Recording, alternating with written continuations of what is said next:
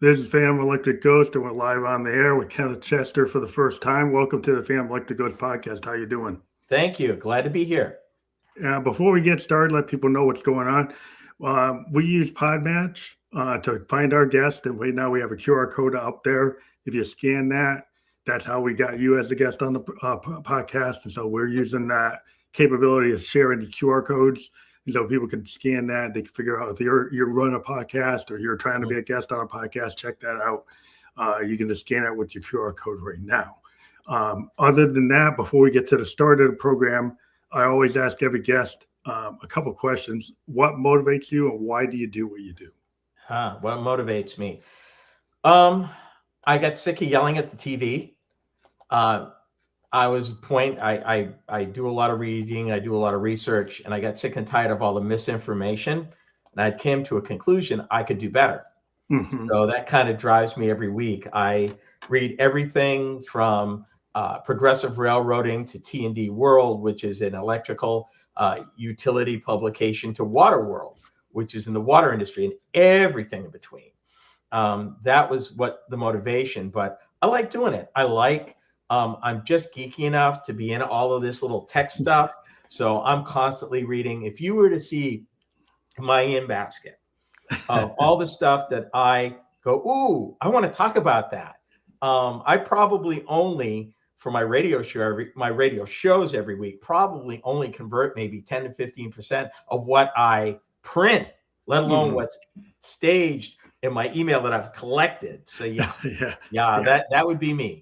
That's cool. I'm totally geeked out about this stuff. Yeah, you're a tech geek. Well, I'm a child of the '70s. I'm a Trekkie.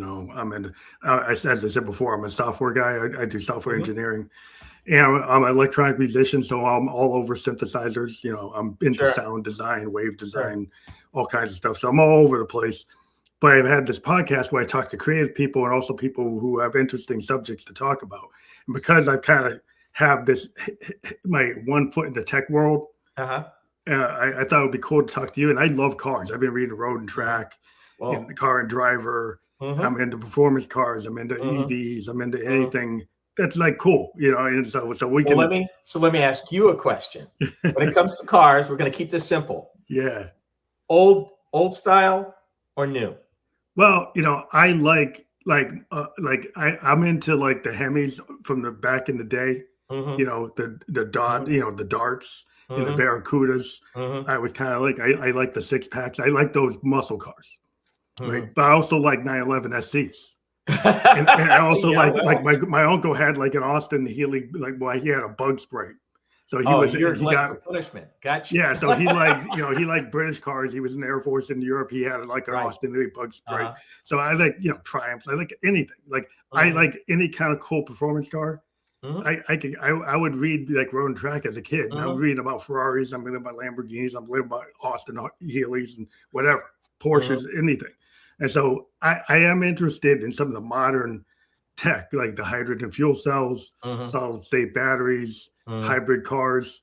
But I've always had I'm not like, I only like gas cars. I only like this kind of car. I like anything that's cool, that looks interesting. It has cool tech behind it or has like a style behind it. I'm into. How many electric cars have you had a chance to drive? Well, I drove the Prius when it was first around, right? But that's a hybrid. It's a hybrid. Pure electrics? Yeah, like a Leaf. Like an early Leaf. No. But that's not what let me help you. You owe yourself a trip.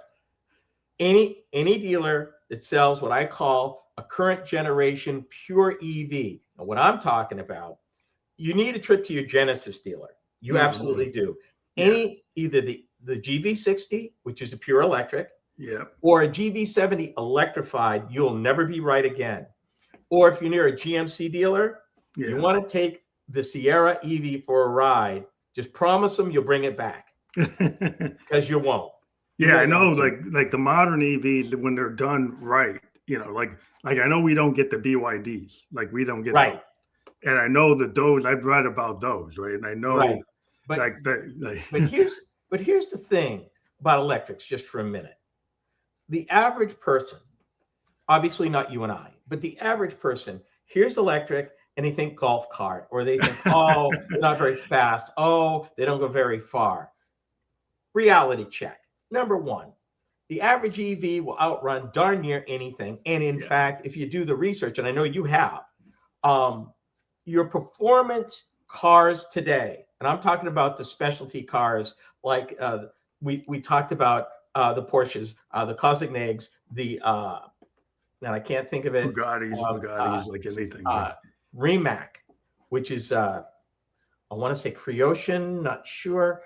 These guys, all the high-end, low-number performance cars are electric, with an electric motor in each wheel. And they're turning ridiculous numbers, 1,000 horsepower, 600 and 700 foot-pounds of torque. And of course, 0 RPM, right? It's right at 0 RPM. They have all their torque, right? Right now. I mean, you get it all from the time you drop your foot. I drove a Lucid Air. You will never be the same. Yeah, Lucid Air has a performance designation that you can select. It's so fast, the car actually asks you, are you sure? Are you sure you want to? Yeah. The car actually comes back when you select it and asks you, are you sure this is what you want? It's kind of like if you got one of those supercars like a Lamborghini, you really got to be careful. If you are anybody who's into modern day performance today, you owe yourself a trip to a company that sells a pure electric. Don't do the hybrid. No, pure electric.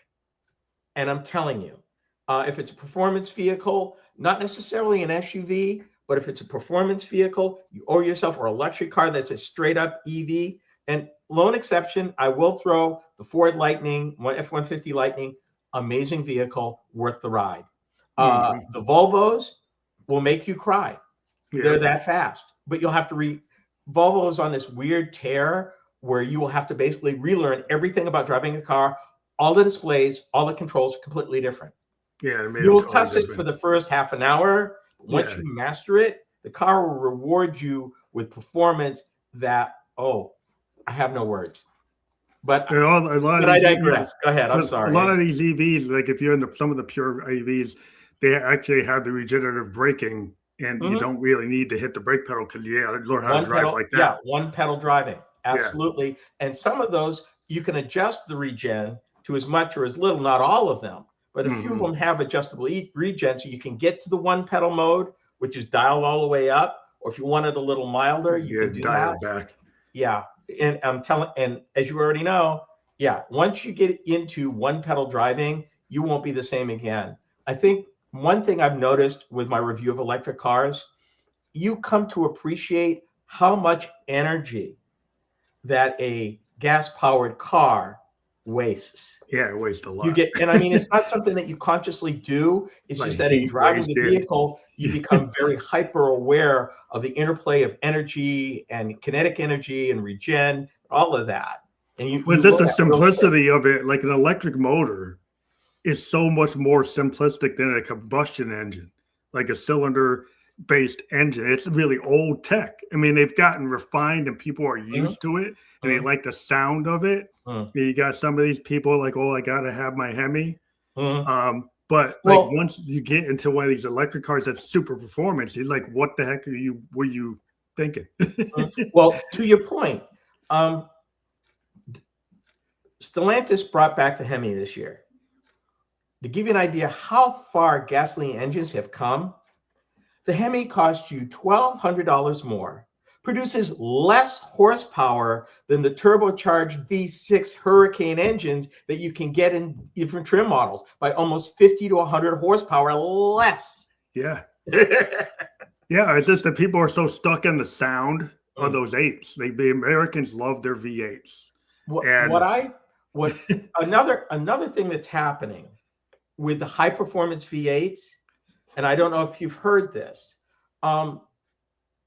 I just did a episode on it on my podcast. Talked about, it's called SWAF. It's little bits of machining metal shavings that they don't get out of it. Oh yeah, their engines are dying. I've read about that. Yeah, these engines have such tight tolerances now and the oil's so thin. I mean, you're 0W20. I mean, we were using 10W30, 10W40, 20W50 in them old engines, but they didn't have the tolerances, so they could take a lot of abuse. These engines, when they run, they are awesome. If you get any kind of grit in those engines at all, it takes out the bearings. Yeah, I've heard that there's a lot of engine failures across the board. 671,000 just at GM alone. Yeah, and it's across the board. Multiple manufacturers are having these problems. And you would think, like, with all the tech, the CNC and auto robotic assembly lines, why are they being so sloppy? Like, but to your point, it's not the big particles that you can see. It's the swath gets into these little microscopic stuff. So the question is, have they put in enough value or priority to literally almost clean room like they do in painting now? Yeah, you almost need a clean room engine-wise where you've got to go through every nook and cranny of that engine to get all that grit that you might not even see out. Because if you don't, in these new ones, it just takes a little bit of that grit. But it's the same idea in tech. Like, we have the clean rooms for creating the CPUs. Right. And people are like, you really need to take that same tech and apply it to their manufacturing process. But it's like they haven't taken that idea, and why don't you run with that? Well, it's volume, it's legacy expenses, it's throughput. How much more time will that end the engine assembly, and will I be outside the unit cost allowed to make a profit on that particular program? How much are they getting hit by the recalls? True. But here's the challenge. It depends how the swath was introduced into the engine. If it was a supplier part, then the manufacturer doesn't take the hit, the supplier does. Oh, so then they might not have an interest in lowering the cost because it's not their problem. Not necessarily. And they beat up. What most people don't realize is when it comes to OEMs, original equipment manufacturers, they are brutal on their tier 1, tier 2, tier 3 suppliers relative to cost. Cost is the bugaboo. Constantly, they are beating up their suppliers constantly on cost, which means somewhere something to hit the number that they got to hit in order to get the contract. Did you realize for the longest, GM had a program called 322? If you get a tier 1 supplier contract where you're dealing directly with General Motors for, I don't know, you've got a part that goes on one of their engines maybe, and GM said, we need to buy from you 300,000 sets a year. That's where we're going to be. Okay. So you spend all the money, you modernize your plant, you buy the equipment, you do the training. What GM used to, in the first year of your contract, is they want a 3% decrease in what you just charged them. Then the second year, they want 2% more.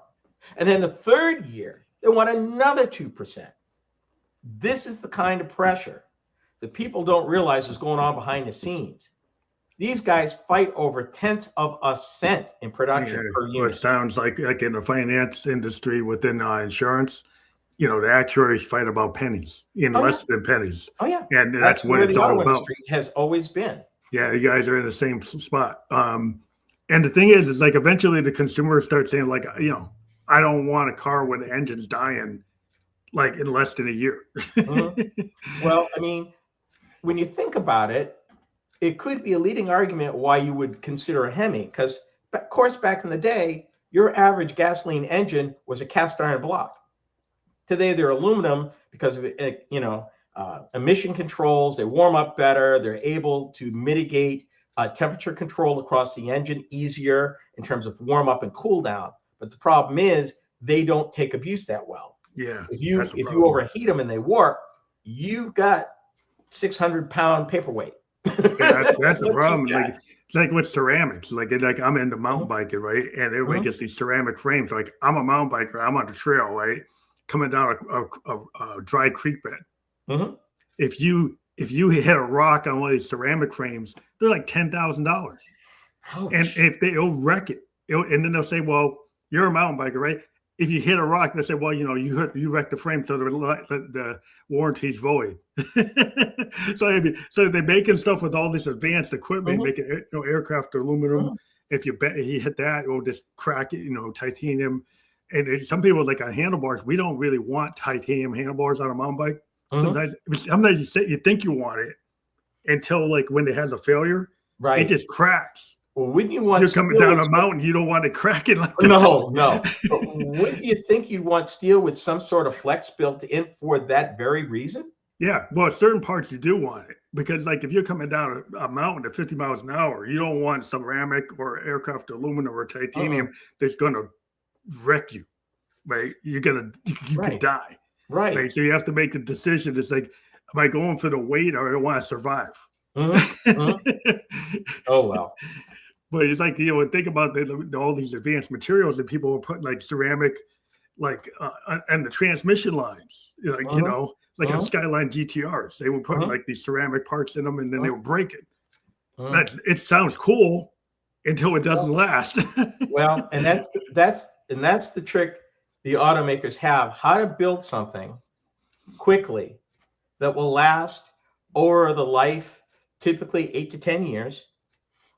Minimum engines nowadays are actually engineered for 150,000, which means if you take care of it, you really should be able to get another 100,000 on top of that. Yeah. But again, it's compounded by such things as high performance, narrow tolerance V8s.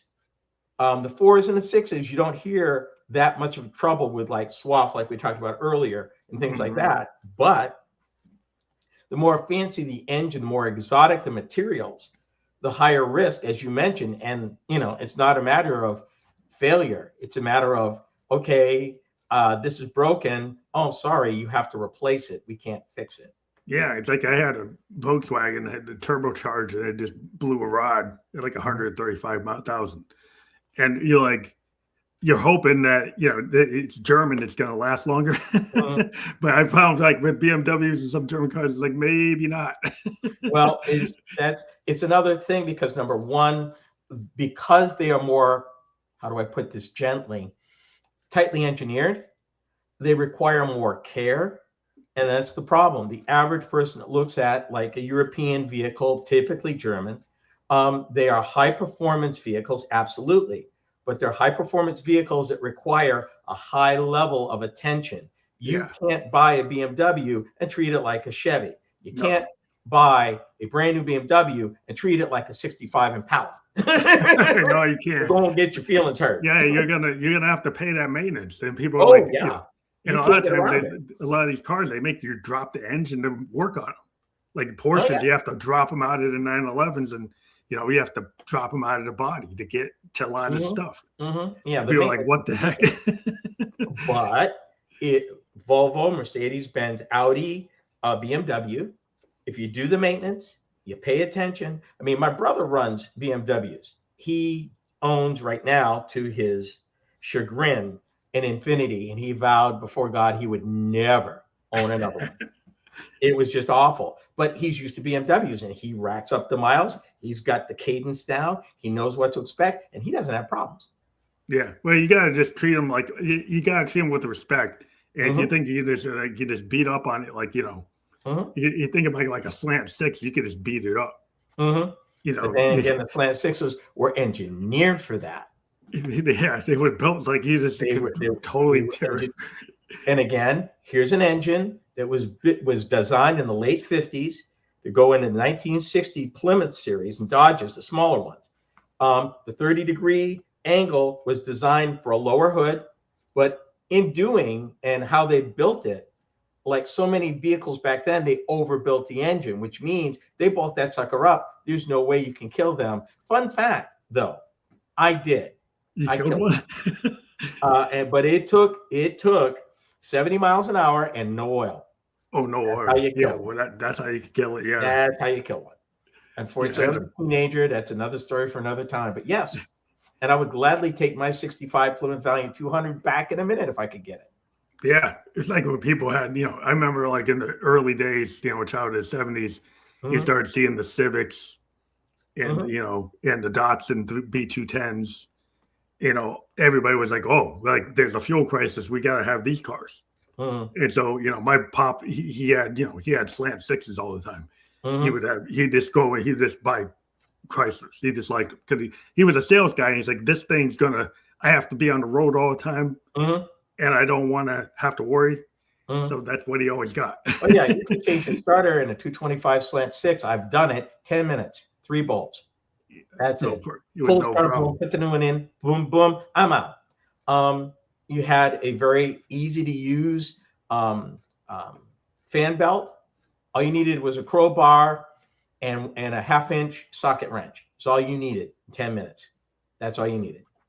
The thermostat sat at the top of the engine in a little housing. Again, 2 bolts. Pull it out. It's right there. Put your gasket there, bolt it down. You're good to go. Engine was very easy to work on.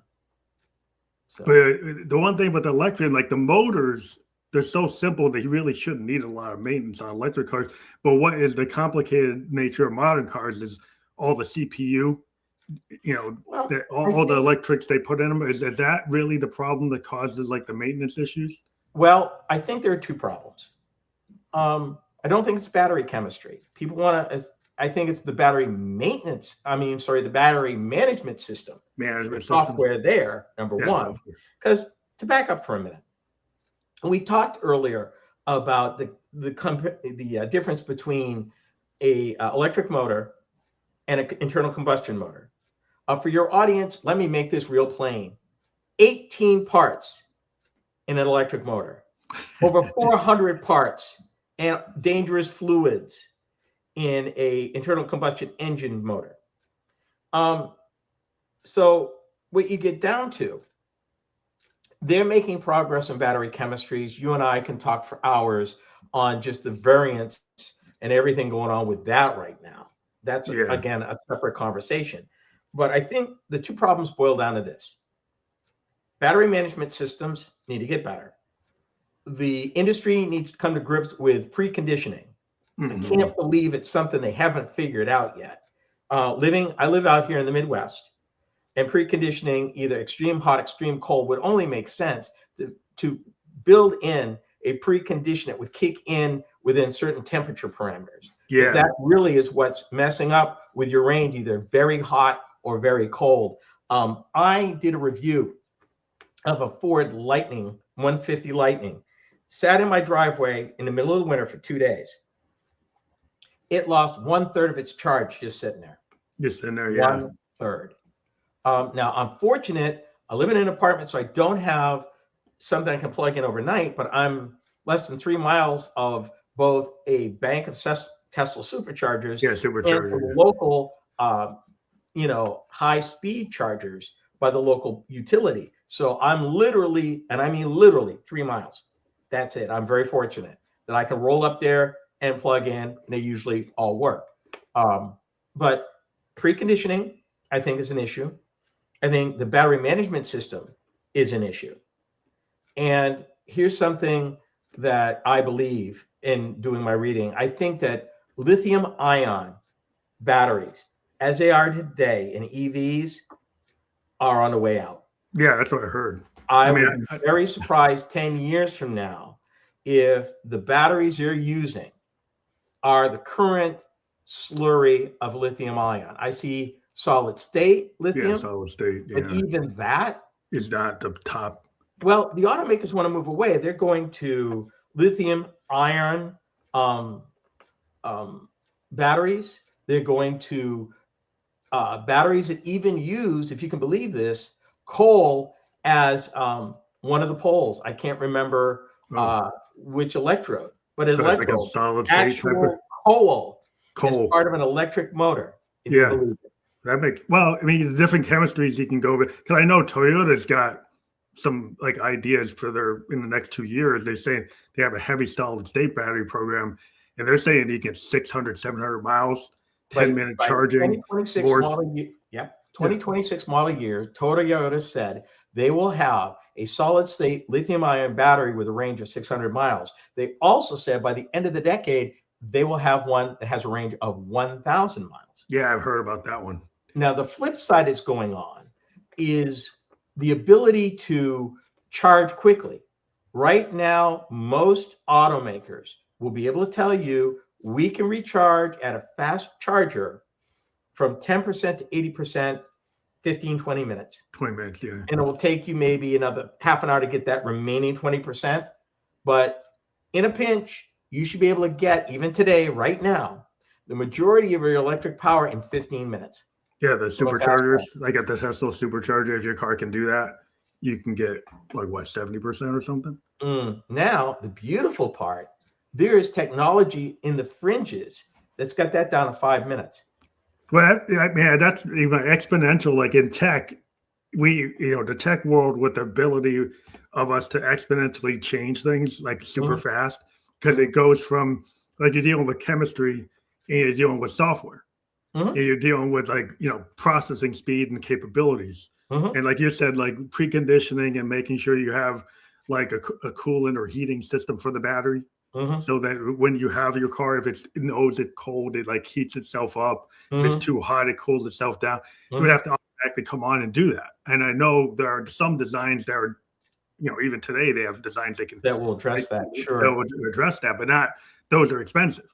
Well, again, like I tell my listeners, once the traditional automakers start scaling up EVs, even now, even with the pullback, because they haven't pulled away. Yeah, and that's what a lot of people don't realize. GM still builds 3 different pickup trucks that are EVs, a couple of different SUVs that are all pure electric still. But to get to your point, extreme service, I would expect them to have preconditioning. What people don't realize, the beautiful thing about EVs, really, and people don't talk about it enough, as technology gets better, much the same way, and you know this, much the same way that you get an over-the-air update for your phone, you get an over-the-air update for your computer. Right now, you get an over-the-air update, and I fully expect if you buy a vehicle today, an EV today, with a range of 350 miles, 2 years from now, the automaker comes back to you and says, hey, for $695, we can double your range. Yeah, with an update, right? Well, duh. And you pay it, and it's an over-the-air update. You don't even have to go to the dealer. Boom, you've got it. Or better still, they come back to you and they say, hey, we've upgraded our battery management system to where we can now reduce that 40-minute charge time to 10 minutes, 0 to 90. And you're like, yeah, Mercedes is already doing it. Mercedes already has a way, the last couple model years, if you wanted to increase range, you paid them. It was $695. Well, it's like a subscription. Everybody's going with these subscription models. Well, they've tried the subscription models, and basically the public gave them the finger. They don't like it. Right. But by the same token, as algorithms, logarithms, and they figure this stuff out and gets better and they can program it. Yeah. Unlike having to, back in the day, if you wanted to boost the power of your 1982 Nissan Stanza, you said, I want to increase the performance by 50 horsepower. You'd have to find an aftermarket firm to add either a blower or a new head or larger pistons. You had to go, and it was weeks if you could get the parts, and it was all custom. Which means if the guy that you trusted didn't know what they were doing, it could really mess you up. Today, it's from the manufacturer. Over-the-air update. This only gets better, which means you got a 10-year-old car now in 2035 that has the same range or almost as much range as the new ones. And the only reason why you're trading is the things just physically, completely, and utterly wore out. Yeah. Well, I think it's a whole game changer when you deal with the way IT, the mindset in IT is like agile. The fact that our software continually updates, right? So what we didn't know yesterday, we go give you an over-the-air update, and now you have it today, right?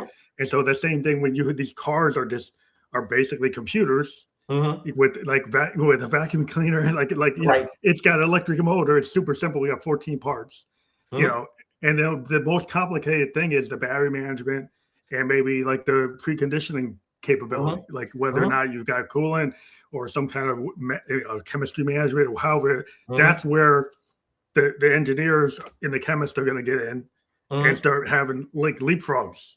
There's going to be big leapfrogs, like in AI, like all these data centers that cost all this money, use all this water.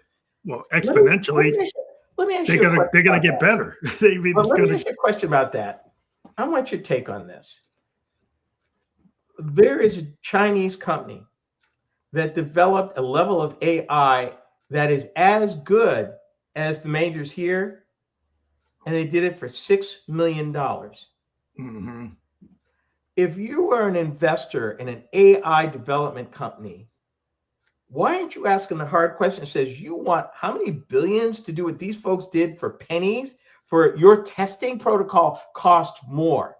Well, the problem I have with some of these AI companies is like they're kind of in kind of like the .com movement. Like it's going to be a bubble burst because the technology, right? It's exponential.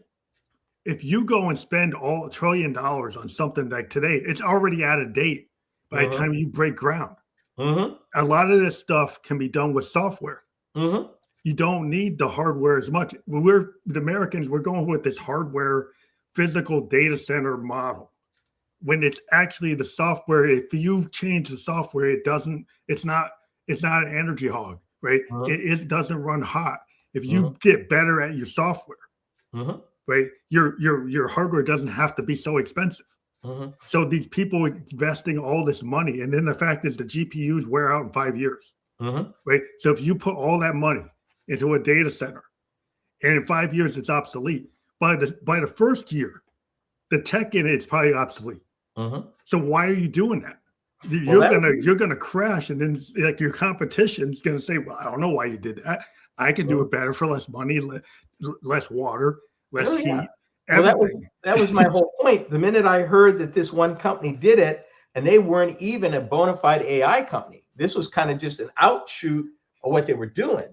And it was $6 million. And I don't know if it was Meta or one of them that said their test out was 100 million just to verify. Yeah, they're so crazy expensive, they don't make sense to me. Like most of them don't make a profit, right? And they're kind of incestuous in terms of like they're all kind of feeding each other. They're all kind of eating each other between the data center and the tech. And then like who owns like the software, right? Like who owns it? Like if you sell it off to Oracle and then they own it, like it's really going to be the people who run the cloud structure. If they actually own it, you're not going to, the AI company's not going to make any money. No. Eventually, they're going to get knocked out and they're going to get absorbed, and it's going to be merged out, right? And so there's going to be a lot of problems. I mean, the tech is going to get better, but some people are going to lose their shirt. But here's the thing. That's been corporate history for the last 200 years. I mean, go back a minute. You said you're a child of the 70s, so you remembered was probably a kid coming up when personal computers first came out. Then the internet, probably in your early 20s by then. Most of the companies that were leaders then, Netscape, AskG, Buena Vista, they're gone. The words, if you look at somebody and talk about an IBM compatible personal computer, nothing. They don't even know, I don't even know what you're talking about. I had a Texas Instrument 4A, you know. Right. So here's what happened. Broadband 20 years ago.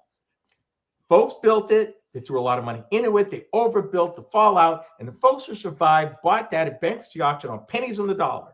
Which is now why we have broadband. AI is going to do the same thing, as you just said. AI is having a bubble. I use a lot of AI I use it in business, and I fully understand the risk. I never turn AI loose. I'm always the human in the loop. In fact, I did. Oh yeah, you got to cross check it because it's like there's hallucinations. Because the problem with it is like you think about this as a data guy, right? The old database mainframe, or even big server systems, right? You have a kind of limited set of like your data, right? Your data sources are known. Right. Once you go to AI, there's something about in data building, when you build a data set, like you have your known data set, like you have a known so you have the limitations, but you have a predictability. The problem with AI is it goes out And every day it's getting like new libraries, it's getting new stuff, right? So when you ask it something yesterday and you ask the same thing today, it gives you some different answer because it's not a predictable data set. And a lot of times it gives you sometimes it gives you hallucinations and it's not the right information. Agreed. But this is what separates, if you will, the men from the boys. To the uninitiated, and they say AI generally, you and I know there are different agents, different aspects, different models, hundreds. I subscribe to something called Galaxy.ai, 3,500 different AI tools. I use, on average, anywhere from 3 to 6 tools in my daily operation of things. And I've learned how to feed them. But the important thing is the old computer term, garbage in, garbage out. Garbage out, yeah. It's always going to be garbage in, garbage out. If you control what you train the model on, and then you very insistent. Perfect example, just give an example. I'm starting to write a book. I'm writing a nonfiction book about entrepreneurship. And I use ChatGPT and I use Perplexity. ChatGPT is usually my go-to. It gave me garbage. I can't use any of it. I went to Perplexity, gave it the same exact instructions, and got some phenomenal stuff that now I'm working with. Yeah, but that's not unusual for me. Yeah, it's garbage in, garbage out. It really depends on what you train it on. Like if you train it on Reddit, right, then you're gonna get what Reddit gives you. Right? If you train it on, like, if you train it on like an insurance company database, like a insurance company, we use all these databases like standards, like ISO type standards, right?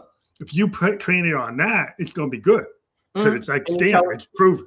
If you train it on Reddit, it's not going to be ISO. You're going to get what you get. You get what you get, right? But here's the thing: we both know that you're as good as your prompts, and there's certain guardrails you build into the prompts, and understand. Like, I've built a template for some of my production.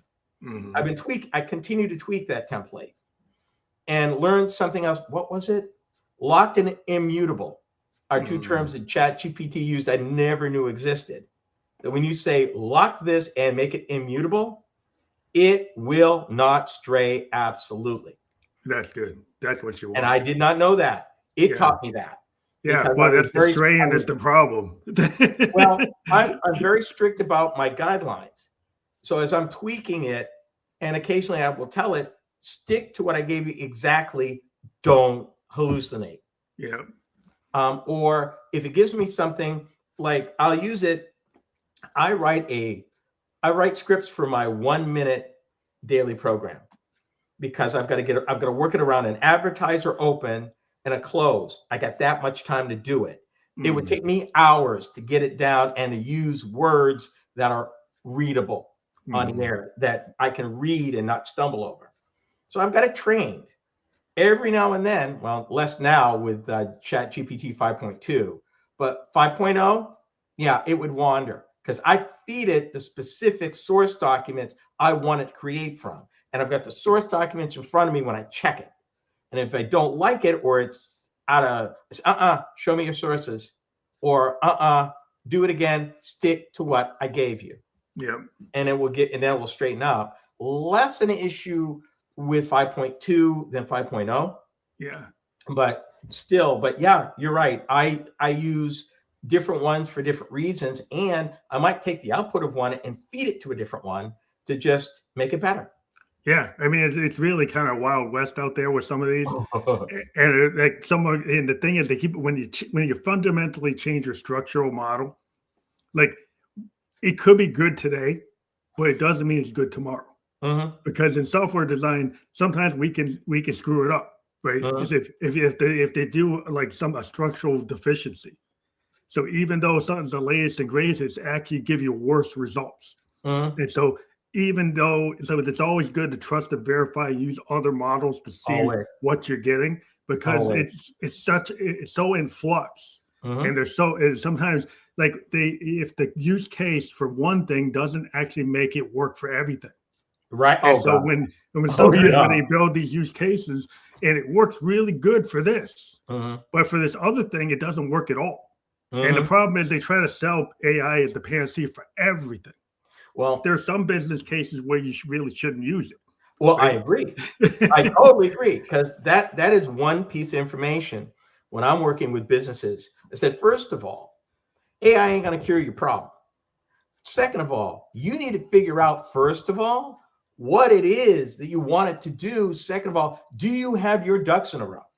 AI can help you be more productive, but if you've got a systemic problem in your system without AI, it will not correct it. It will make it worse. You'll make it worse. And the problem, like a lot of times workflows, people don't realize, like you're in a customer relationship model, and then you have a situation where you have like the unhappy path. Nobody programs for it. That's what the person. That's what the person's for. That's what the human customer service rep is for. You get these VPs. They think that the AI is going to solve that unhappy path. It's not. And if you fire your people that know that, you just lost all your institutional knowledge, and the AI doesn't have it. And here's something more important. Usually, if you've got a customer, and I don't care, product, service, whatever, if they're calling in, it's because they've fallen through the cracks of your automated system. They've got something really screwy going on that AI is not going to pick up on. And to your point, somebody with the institutional knowledge at least knows the questions to ask, even if they don't necessarily know the problem, because it is that weird. I've been on both sides of that, where I'm working with a company now through one of the processes that I use. I'm falling through the cracks. Their automated system won't fix it. I'm dealing with human beings because of how their company was structured. They got bought by somebody else, and it's a mess. But we're almost through. But yeah, it's a problem I run into is a lot of times what we have in the industry is like SMEs, subject matter experts, and we have critical dependency principles, right? So we get some person as a critical dependency. Maybe they had this mainframe system, got some guy who knows COBOL, got some actuator that knows this, right? Nobody ever wrote it down. Nobody really understands it except the SMEs and the person who built that mainframe. And then you bring in some AI guy, some kid, some 22, 23-year-old. They don't understand the COBOL. They don't know what the COBOL codes mean. They make assumptions on what it means, but that's not what it means. And then they wreck it. Absolutely. Business is full of examples. Here's my personal favorite. And any new bauble, right now it's AI. Management comes in and says, oh my God, we got to do this. Without looking at, one, the company's own strengths. They don't even know the strengths and weaknesses of their own company to start with. So they don't even know how to deploy it. Second of all, buy-in. Just because management wants it doesn't mean that the folks ending up who's going to implement it, use it, be the point of the spear, agree with you in direction, application, deployment, the whole bit. Happens all the time. I've worked for Fortune 500 companies. I've seen that happen long before the internet. Same problem.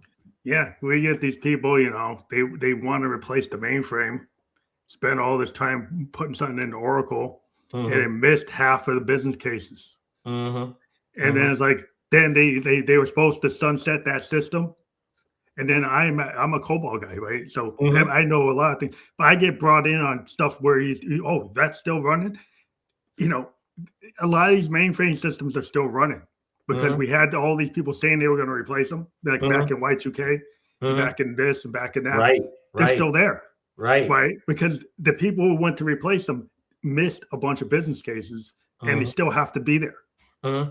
Or it's the band-aids between the legacy system where they're trying to go. And the risk is when that person retires, leaves, or otherwise is no longer available, you're screwed. And it would cost at this point so much money to build a new system from scratch to replicate or improve upon the legacy system that's been working for 30, 40, 45 years. And that's really the big problem of most American business. They've allowed their legacy cost to nearly strangle them. And they're getting to the end of where these folks who had that knowledge are retiring, leaving, dying off, and they're stuck. Yeah, because they've never been really good at getting that institutional knowledge from those people. Because a lot of times they went in and they just wanted to, like, oh, we'll just fire them. Well, and we get rid of them. The big problem has always been they look at it from a cost standpoint. They said, well, these folks came to them 30 years ago and said, we need to develop a system to move away from this. The accountants asked, how much? They told them. The accountants gagged, said, we can't do that. It's perfectly fine now. So what happens? 10 years, 15 years into the plan, you start having the hiccups because now your needs are beyond the legacy system and you need to incorporate, like you said, all these additional business cases while still maintaining the stuff that's making the money. You know, you don't want the core stuff to die, but yet you need to involve it. So here come the Band-Aids. Well, we'll do this for now. And, you know, we'll get around this. We'll hold it till we replace it. They said that 15 years ago.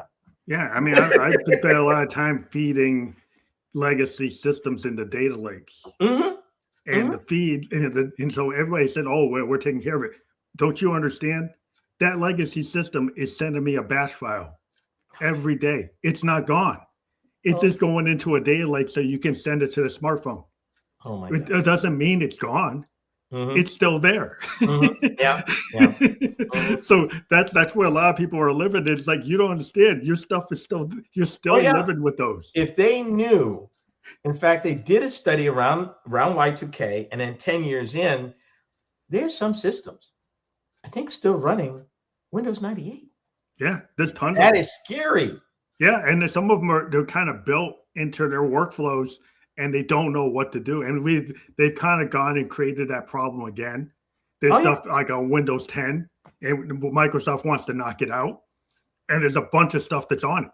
Well, what usually happens, like you said, it gets ossified into the system, and it's so ingrained, you can't divorce from it because all this other stuff, you know, the Band-Aids that they've been building for it's all cascades. It's like exponentials. Like you got these Band-Aids, and it actually becomes like, this is actually a pillar of your system, of your full system, even though the CEO sees people looking at your app on the smartphone. Behind that, there's a batch file running on a vSAN. On a digital IBM mainframe. And there may be 2 or 3 people left in the company that even know how to fix it if you had a catastrophic failure. Yeah, it's AS400 running and you're still running. Geez. You know. Ooh. Oh my God. Yeah, that's scary stuff out there. Yeah, it's scary, but it's like, you know, it keeps me paid. I know. That you've heard the term a technology debt. Yep. All this stuff we just talked about that they need to resolve ain't gonna happen until there's a major crash. Yeah, they start getting folks like me trying to cross train guys in like India, and they spend time. And I've been on tons of projects where we're gonna pick Jones's brain and we're gonna give it to these guys in Mumbai, right? And they did it. I leave. And then like a year later, they call me up and say, oh, we got to have you come back. And that's when you break out premium billing. Yeah. That, you know, I could have helped you for a lot less money a year ago, but now here you are. This is going to cost my bill rate just went up like 30%. You're right. By a lot. But it's interesting because like the tech world, we're living in this age where, you know, I was watching like young people. I was going to ask about this. They're saying there's a lot of people. My daughter's 25. And a lot of her friends, they don't even know how to drive. Right? They just go on Ubers. They just order like Lyfts and Ubers. They don't. And they ask them. It's like, when I was a kid, I was dying to have a car. I went and got my license so I could drive. Like 16. Right. These kids, like, they don't have any passion for driving at all. Well, and I'm like, wow. Well, let's talk about that for a minute. Because I've studied and reported on that at length. What's happening is twofold. The kids that are driving are getting their licenses a lot later than we did. I mean, I was the same way. 16, oh my God, you know? But we also didn't have the social infrastructure that they have today. For us, whether you were living in the city, rural, country, Social meant wheels. If you didn't have wheels, you couldn't be social, couldn't hang with your boys, couldn't take a girl out, couldn't do anything. You were stuck. Today, they have a lot of that. And they feel, looking at cost, I mean, if you're in a bigger city, I mean, I didn't own a car until the day before I graduated college. Well, I did. Then went to college, didn't own a car for 4 years. I went to school in Boston. I bought a brand new car 6 weeks after I got married, the day before I graduated college. I bought a brand new car. I was 22. But today, do you need one? Not necessarily. Especially in a city. What they are finding is instead of 16, they're now 27, 28. They're starting a family. They realize, oh my God, I need to do this. You need a minivan. Yeah, I need a minivan. I got to get my license. I need something to haul the kids around.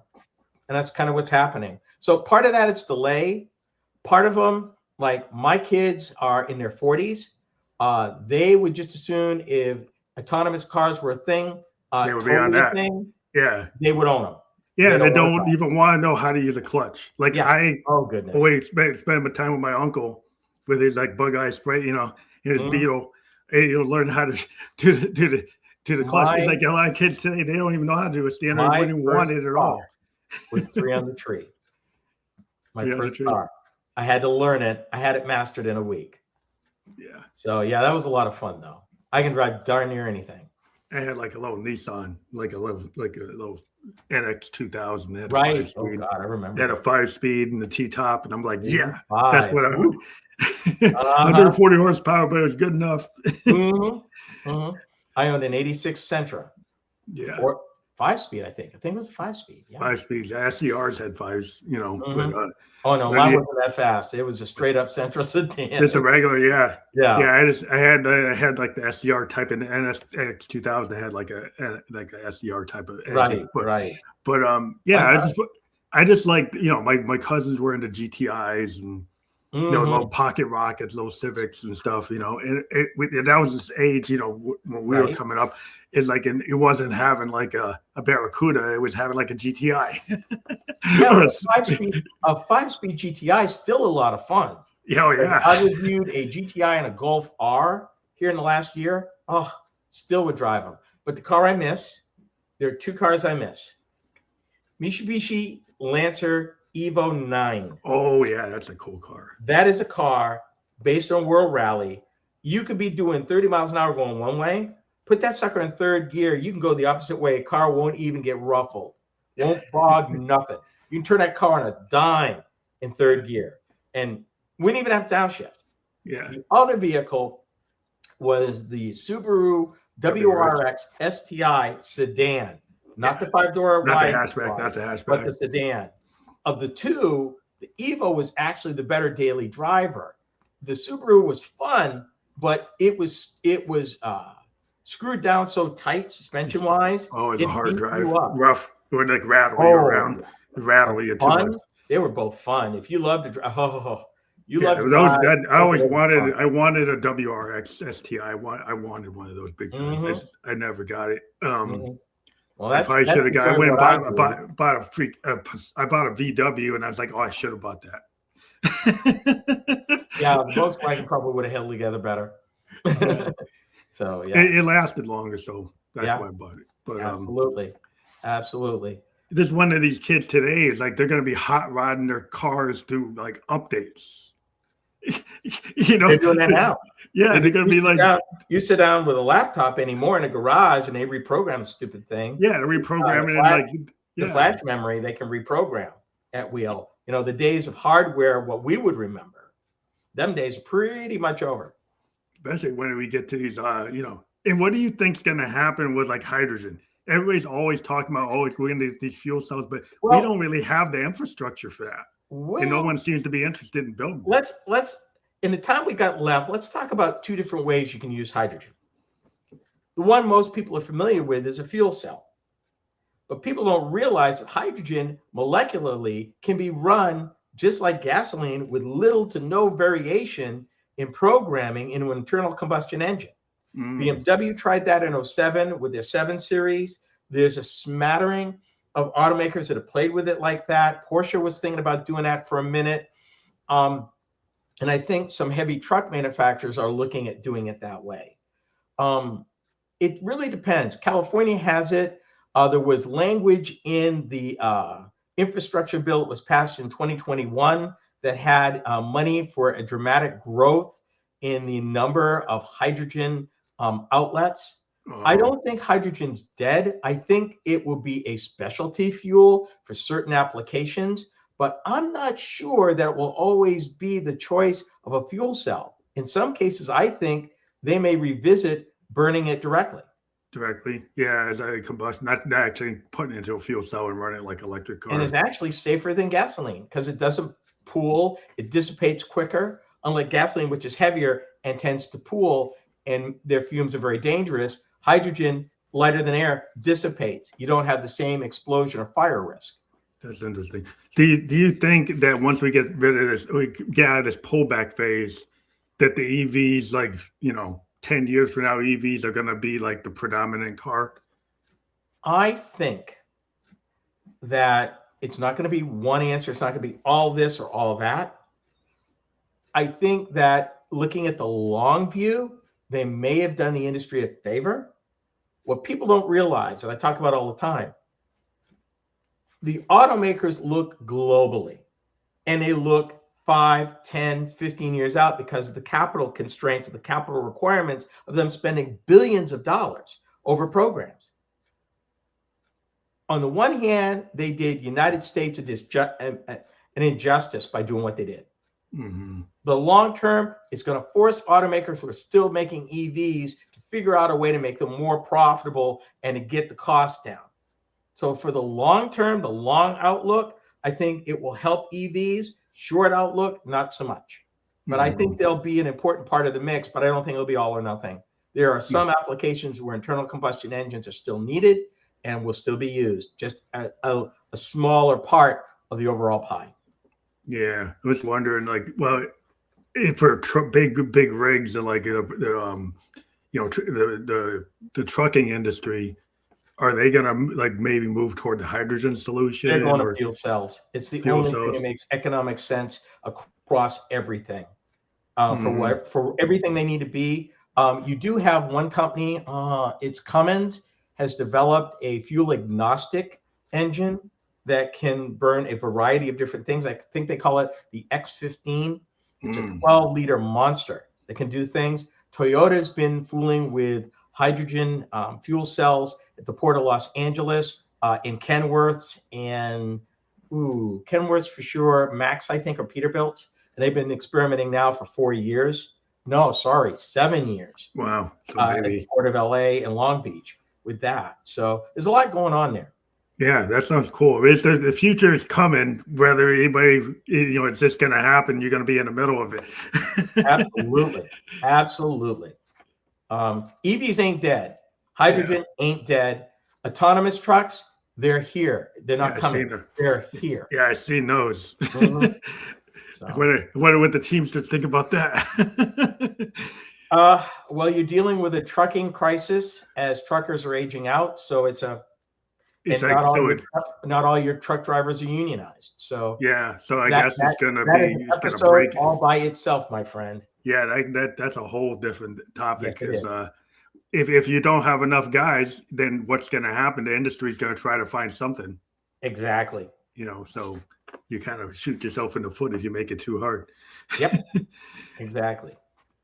You get trucks where you don't need to know how to do the shifting. Right. Well, most of them are automatic now anyway. Yeah. So then that like your expertise suddenly, like that was like a impedance, for people getting into it, like limiting. So you have a lot of work, but now what the trucking manufacturers and the truck companies learned by going to automatics: less wear, less downtime, less maintenance. Oh, so that solved a big problem then, because that was probably causing trouble. Inefficiency. That's an inefficiency. You don't want that. Efficiency is always going to run the day. Particularly in trucking right now. One autonomous trucking firm estimated that by opening up a lane, I think it was between Fort Worth and Phoenix, they could save $600 million a year. Wow. Yeah. Yeah. Well, The future's here. People got to get to it. You know, if you Mhm. thought that, you know, being a stick jockey was going to keep you in it, maybe not. Well, what will happen is there's a subset of the trucking industry, which is the over-the-road long distance. That's where the problem is. What you're going to find is trucking's going to evolve to last mile, where you'll still have people who are willing to work. They work in their communities, are home every night. They're not on the road. And the over-the-road long distance trucking, what they call middle mile, is probably what's going to be is being automated, not what's That should probably be fully automated, just be totally robotic right now. Yeah, well, that makes sense. Yep. Well, we went through a lot of topics today. We could keep on going, but we hit our hour mark. I enjoyed it because I like getting into this stuff, and I don't get to talk about it all the time. You want me back? Let me know. I'll be glad to be here. Especially when you come out with a book. Like we have authors come on the show all the time, so that's a kind of a prompt to when your book is ready. Give me a ring, and you want to talk about it, want to push it. That would be cool. Excellent. Thank you so much. I want to thank you. Have a good weekend. You too, sir. Take care. Thank you.